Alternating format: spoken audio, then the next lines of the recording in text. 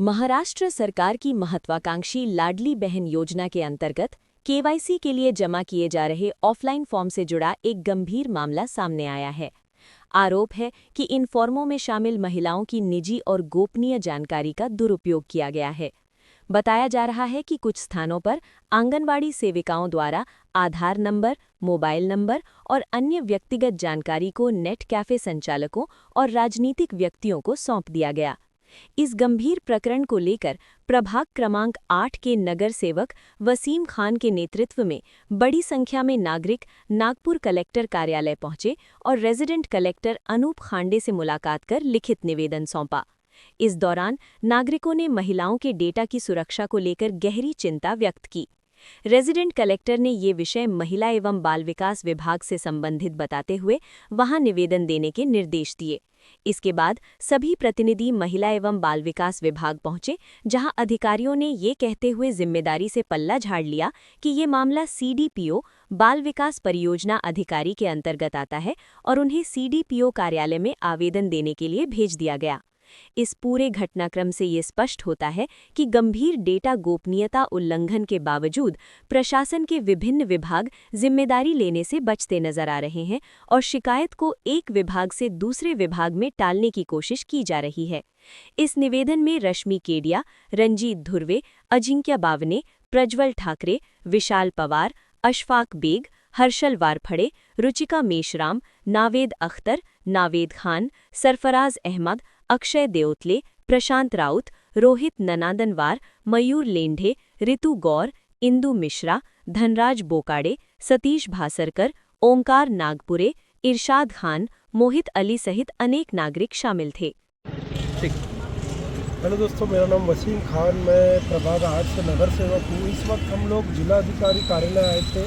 जिलाधिकारी कार्यालय आने का हमारा रीज़न था, जो आसपास देख रहे हो आप, ये मेरे साथ सब सेतु केंद्र के लोग हैं। इन लोगों का बोलना था कि जो डाटा प्रोवाइड होता है आंगनवाड़ी महिलाओं को केवाईसी करने के लिए, अपना लाड़की बहना के लिए, वो उसका मिसयूज़ कर रहे हैं। हम लोग ने जिलाधिकारी कार्यालय में इसका जब निवेदन दिया तो उन लोगों ने हमें वुमेन एंड चाइल्ड डेवलपमेंट कार्यालय में देने का बोला। वुमेन एंड चाइल्ड डेवलपमेंट कार्यालय में हमने दिया है।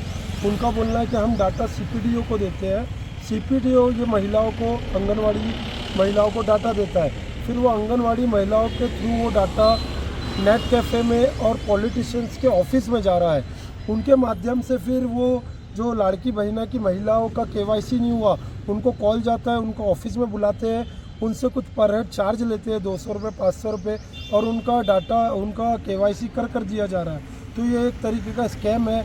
यही सब नॉलेज में लाने के लिए हमने कलेक्टर ऑफिस को भी दिया है, वुमेन एंड चाइल्ड डेवलपमेंट को भी दिया है और सीपीडीओ को भी पहुंचाया है। हमारी मांग है कि इन आंगनवाड़ी महिलाएं और जो स्कैम में इन्वॉल्व है उनमें सख्त से सख्त कार्रवाई हो। धन्यवाद। अब आप बोल दीजिए। मैं सेतु केंद्र वाली हूँ। नमस्कार, मेरा नाम रश्मि लेले है। मैं ईसासनी में मेरा सीएससी सेंटर है। मैं एक वीएलई हूँ।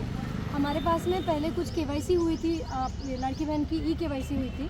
वो ई केवाईसी सबकी सक्सेसफुल होने के बाद में कुछ लोगों को पैसे नहीं आए, तब हम लोगों को बताया गया कि कुछ रिजेक्शंस आए हैं और अब ये सारी चीज़ें आंगनवाड़ी सेविकाएँ करेगी।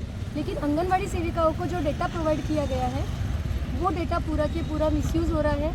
नेट कैफ़े वाले और पॉलिटिशियंस के दरवाजे पर ये डेटा है, जिसके थ्रू सब लोगों का पर्सनल डिटेल्स भी धोखे में है।